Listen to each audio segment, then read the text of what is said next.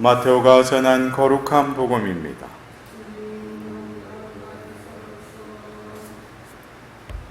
그때 어떤 사람이 예수님께 다가와 스승님, 제가 영원한 생명을 얻으려면 무슨 선한 일을 해야 합니까?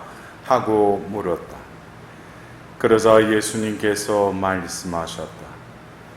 어찌하여 나에게 선한 일을 묻느냐? 선하신 분은 한 분뿐이시다. 너가 생명에 들어가거든 계명들을 지켜라. 그가 어떤 것들입니까? 하고 또 묻자 예수님께서 이르셨다. 살인해서는 안 된다. 간음해서는 안 된다. 도둑질해서는 안 된다. 거짓 증언을 해서는 안 된다. 아버지와 어머니를 공경하여라. 그리고 너의 이웃을 너 자신처럼 사랑해야 한다는 것이다. 그 젊은이가 그런 것들은 제가 다 지켜왔습니다. 아직도 무엇이 부족합니까? 하고 다시 묻자 예수님께서 그에게 이르셨다. 너가 완전한 사람이 되려거든 가서 너의 재산을 팔아 가난한 이들에게 주어라. 그러면 너가 하늘에서 보물을 차지하게 될 것이다. 그리고 와서 나를 따라라. 그러나 그 젊은이는 이 말씀을 듣고 슬퍼하며 떠나갔다.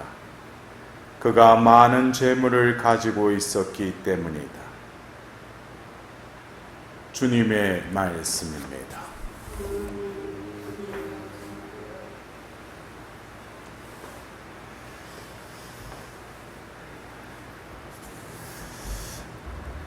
우리가 들은 오늘 이 복음의 말씀을 부자 청년의 말씀으로 우리는 이해합니다. 그리고 그가 슬퍼하면서 떠나갔다. 왜냐하면 재물을 많이 가지고 있었기 때문에. 근데 어떻게 보면 재물을 많이 가지고 있다는 그것은 그것으로만 죄가 아니죠, 그죠? 예. 재물도 축복입니다. 근데 오늘 우리는 이 부자 청년의 이 말씀을 통해서 예수님께서 이 부자 청년에게 진정으로 겉으로 너의 재산을 팔아 가난한 이들에게 주어라 하신 이 말씀을 어떻게 이해해야 되는가? 그냥 그 행위만 하면은 되는가? 근데 오늘 이 부자 청년이 예수님께 와서 묻는 그 질문을 이렇게 보노라면, 제가 영원한 생명을 얻으려면 무슨 선한 일을 해야 합니까? 하고 물었어요. 그러니까 이 질문에 그가 하나님을 섬기는 것, 또 하나님께서 주시는 영원한 생명을 얻으려고 한다는 것은 그 목표는 그 젊은이도 가지고 있었는데, 그 영원한 생명을 얻으려면 무슨 선한 일을 해야 합니까? 이것을, 이 말씀을 우리가 듣노라면 여러분들도 어쩌면 영원한 생명을 얻기 위해서 내가 무엇을 해야지 영원한 생명을 얻는 줄로 생각하는 분들이 혹 계신지 모르겠어요. 여러분들은 어떠십니까?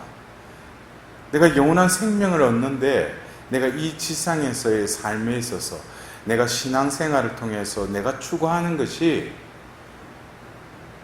무엇을 해야지 영원한 생명을 얻는 것으로 생각하실? 근데 그것에 대한 또 이 젊은이가 하고 왔고, 또 그가 지금 이 신앙이라고 생각하는 것을 보면은 그 말 그대로 이 계명들을 다 지켜왔다고 그랬어요. 그러니까 우리가 이 계명에 대해서도 자신이 이 계명을 생각하는 것이, 내가 이것을 지키는 그 목적이 내가 이걸 지키는 주체인 줄 알아요. 이거 좀 이렇게 말 뉘앙스가 근데 이 모든 것이 영원한 생명을 얻기 위해서는 자기가 어떻게든지 해야 된다는 거예요. 계명도 지켜야 되고 어떤 선한 일을 행함으로써 영원한 생명을 얻는다고 그 젊은이는 생각하고 있었어요. 이것은 신앙생활을 어떤 도덕적인 차원, 어떤 윤리적인 차원에서 어떤 규범을 지키면은 내가 그것에 대한 어떤 대가를 받지 않는가. 어떻게 보면은 그런 신앙의 측면에 그런 면도 있지만 진정으로 예수님께서 바라시는 그 영원한 생명을 얻는 것. 근데 여기서 또 등장하는 것이 예수님께서 이 사람은, 이 젊은이는 이런 것들을 다 지켰으니까 자신이 영원한 생명을 받는데 합당하다고 생각하고 있는 것을 아시고 예수님께서 너가 완전한 사람이 되려거든. 그래서 완전한 사람. 이것도 제가 조금 전에 말씀드렸듯이 자기가 주체로서 신앙생활을 하는 이들에게는 내가 어떻게든지 죄를 안 짓고 계명을 철두철미하게 잘 지키고 내 나름대로 선한 일도 하다 보면은 내가 완전한 사람이 될 수 있지 않을까. 근데 완전한 사람이 될 수 있어요? 여러분들, 제가 말씀드리는 뉘앙스는 내가 어떻게든지 내 단도리를 잘해서 내가 다른 사람의 책도 안 잡히고 내 나름대로 철두철미하게 살아가면은 딴 사람들이 볼 때 저 사람 참 완전한 사람이다. 응? 그렇게 보일지 모르지만 예수님이 말씀하시는 완전한 사람이라는 것은 완전하신 분은 한 분밖에 안 계시죠. 완전한 분은 누구셔요? 하느님밖에 완전하지가 않죠. 여기서 우리가 뭡니까? 자신이 생각하는 의도대로 신앙생활을 하는 사람들이 있어요. 내가 이렇게 하면은 아마 하나님께서 우리에게 약속하신 영원한 생명을 주시겠지. 이것은 겉으로 보면은 신앙생활을 잘할 수도 있어요. 겉으로 볼 때는. 그러나 예수님 보실 때는 하느님이 완전하시기 때문에 우리가 완전한 사람이 된다는 것은 불가능하지 않습니까? 그렇다면 완전한 분이 또 완전한 사람이 되도록 은총을 베풀어 주셔야지만이 그 사람이 완전한 사람이 될 수 있잖아요. 그래서 어떻게 보면 자기가 생각하는 어떤 기준 안에서 완전한 사람이 되려고 무엇을 지키고 내가 신앙이니까 남들이 볼 때 내가 어떻게 살고 이것보다도 존재론적으로 그래서 우리가 자비 예수님이 파우스티나 성녀에게 나타나셨을 때 당신의 이 모습을 그리라고 하고 나서 그 밑에 이 말을 꼭 적어 넣으라고 그랬죠. 예수님 당신께 의탁하나이다. 우리가 며칠 전에도 성모님 대축일을 지냈지 않습니까? 성모님이 이렇게 발현하셨을 때 그 공통되는 메시지 중에 하나가 뭐냐면은 내 티 없는 성심에 봉헌하여라 그러잖아요. 어떻게 보면은 우리가 윤리적인 차원에서 신앙생활을 하는 이들은 무엇을 내가 해야지 하나님이 나에게 뭔가 은총을 내리실 줄 알죠. 그러나 하나님이 가장 좋은 상태는 예수님께서 다른 말씀 중에도 그러잖아요. 너희는 어린이처럼 되어라. 어린아이처럼 되어라. 어린아이가 자기가 무엇을 할 거 사리분별을 하고 그렇게 해요. 그리고 예수님이 또 지혜롭고 슬기로운 자들에게는 이 모든 것을 감추시고 누구에게 드러내신다고 그랬어요? 철부지들에게 드러내시니 감사합니다 그랬어요. 어떻게 보면은 우리가 생각하는 기준과 하나님이 신의 입장에서 볼 때 더 좋은 조건에 있는 사람은 자신이 늘 불완전하고 자신은 늘 실수를 하고 또 죄를 지을 수밖에 없는 죄인이지만 하나님께 와서 자기 자신을 봉헌해드리고 의탁해 드리려고 하는 그러한 영혼. 그러니까 이 젊은이에 있어서는 그 계명도 다 지켜왔다고 그랬잖아요. 근데 그는 또 그 오늘 복음에 우리가 이 그 말씀에 우리는 부자 청년 그러잖아요. 그러니까 부자였다는 거예요. 그 부자였으면 여러 가지 경로를 통해서 재물을 모았을지 모르지만 또 재물을 모았으면 재물을 또 유지해야 되잖아요. 여러 가지 측면에서 그는 또 열심한 사회생활도 하고 있을 수도 있다는 거죠. 그러니까 우리가 요즘 말하면 팔방미인처럼 여러 가지에서도 출중하고 자신의 신앙도 자기 나름대로는 잘하고 있다고 생각을 하고 있는데 그에게 있어서 이 재물은 어떻게 보면은 하나님을 섬기는 데 있어서 또 다른 걸림돌이라는 거예요. 예수님 보실 때는. 예수님 편에서 볼 때는 제가 조금 전에 말씀드렸듯이 의탁하고 봉헌하고 신뢰하고 내어맡기는 그러한 영혼이 되길 원하는데 그는 너무 잘났다는 거예요. 사리분별도 잘하고 사회적으로 볼 때도 어떻게든지 재물도 많이 가지고 있고 남 부러울 정도로 어떻게 보면은 그러나 예수님이 볼 때는 가서 재물을 팔아서 가난한 이들에게 나누어 주어라 한 이 말씀이 어떤 행위적인 차원에서 가서 팔면은 그러면 되는가?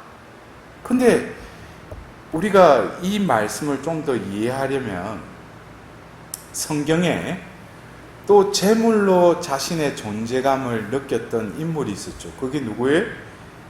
그 자케오라는 그 세리였죠. 그 세리가 그 마을에 예수님이 오실 때 그 나무 위에 올라갔다가 예수님께서 자케오야 내려오라 그러시면서 어떻게 하셔요? 오늘 너희 집에 묵겠다 그러시죠. 그러자 자케오는 어떻게 해? 내 재산의 절반을 다 내놓겠다. 또 그리고 내가 행령한 사람에서 4배로 갚아주겠다고 그랬어요. 왜 그래요? 그 순간 예수님을 만나는 순간에 이 자신이 이때까지 살아오면서 어떤 재물이라는 게 자신의 삶뿐만 아니고 자신의 존재를 드러내는데 무엇보다도 필요한 그 요건이었어요. 재물이. 근데 예수님이 오늘 너희 집에 묵겠다 그러시잖아요. 그러니까 그 순간에 이때까지 내가 살아오면서 가지고 있던 그 가치관, 무엇이 더 가치가 있는가? 라는 그 가치관이 오늘 예수님이 너의 집에 묵겠다. 그러니까 이 가치관을 그냥 송두리째 뭐예요? 내려놓는 거죠.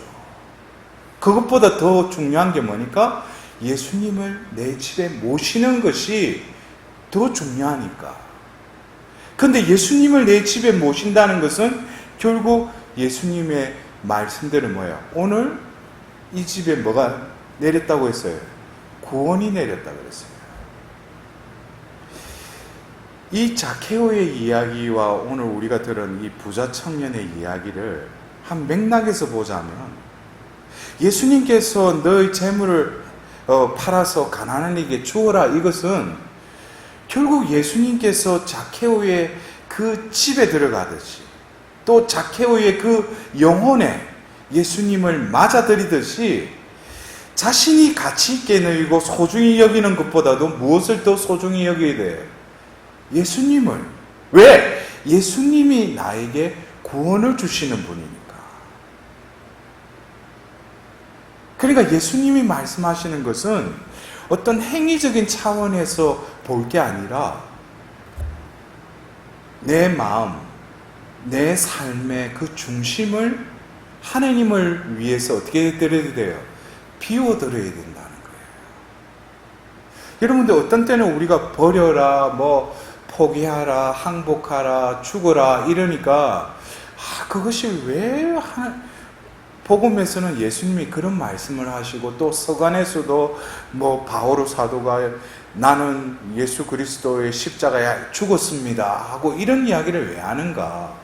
그것은 단 한 가지 이유예요.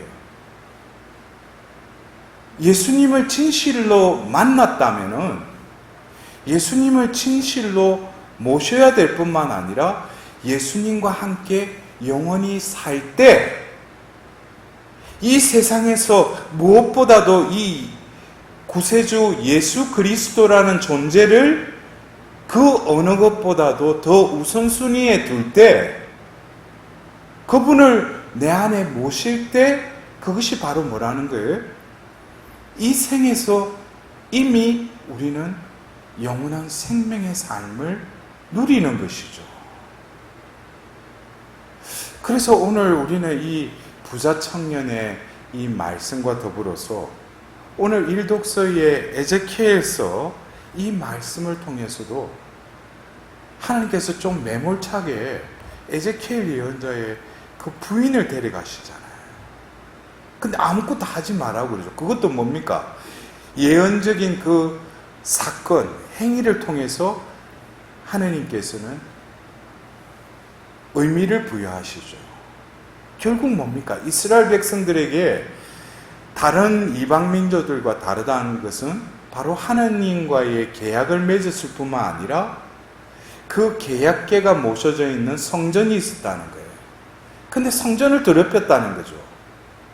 결국 이것은 어떻게 보면 자기에게 있어서 가장 소중한 존재를 망각하고 살아가는 것이죠. 그래서 이 아내를 데려감으로써 또 그 의미를 깨닫게끔 또 하나님께서 오늘 한 예언자를 통해서 말씀하십니다. 우리도 어떻게 보면은 살아가면서 우리가 신앙이라는 게 어떤 액세서리가 아니죠. 우리 삶이 되어야 되죠.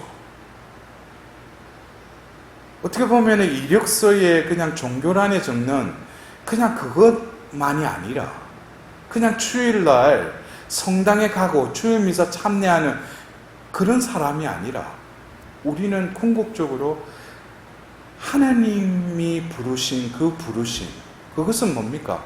바로 거룩한 사람, 자비로운 사람, 완전한 사람이 되도록 하나님은 우리 각자를 부르셨다는 거죠.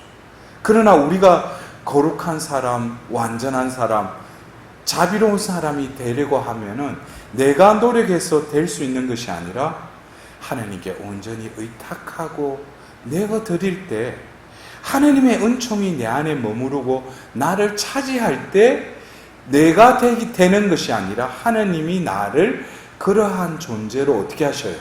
변화시켜 주시는 것이죠. 그래서 오늘 우리는 이 부자 청년의 그냥 단편적인 면만을 볼 것이 아니라 진정으로 나는 얼마만큼 예수님을 모시기 위해서, 구원받기 위해서, 영원한 생명을 얻기 위해서 어떠한 삶을 살아야 하는 것인가? 내가 진정으로 해야 될 것은 내가 무엇을 해야지 영원한 생명을 얻는 것이 아니라 내 존재에 바로 그분을 모실 때, 그분을 내 삶의 주인으로 모실 때 이미 나에게는 뭐예요? 영원한 생명이신 그분께서 그 생명을 누리도록 이 현세에서 나에게 축복해 주신다. 오늘 이 미사를 봉헌하면서 어떻게 보면 내가 잘 되기 위해서 내가 어떻게 해야지 구원을 받는다고 생각하는 그러한 생각들을 떨쳐버리고 또 다른 자케오처럼 오늘 나에게 오시는 그분을 맞이하기 위해서 모든 것을 포기하고 버릴 수 있는 은총을 구하도록 합시다.